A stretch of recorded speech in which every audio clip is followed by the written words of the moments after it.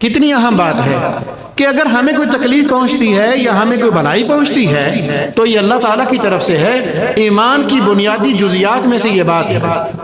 اب صحابہ نے یہ نعرہ پکا لیا کہ کل لن یصیبنا الا ما کتب اللہ لنا ہوا مولانا وعلی اللہ فلیتوکل المؤمنون۔ وہ ہمارا رب ہے، ہمارا مولا ہے، ہم اس سے محبت کرتے ہیں، وہ ہم سے محبت کرتا ہے۔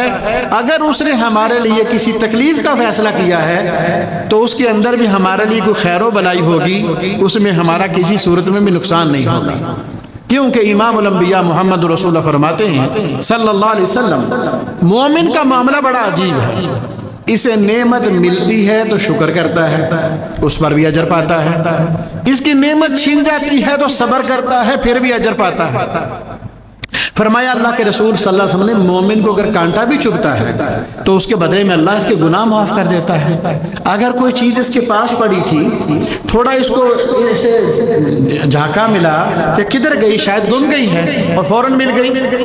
یہ جو ایک لمحے کی تکلیف مومن کو پہنچتی ہے، اس پر بھی اللہ تعالیٰ اپنے بندے کو اجر سے نوازتے ہیں، اور یہ اتنی سی تکلیف بھی اللہ نے پہلے سے کتاب میں لکھی ہوئی ہے۔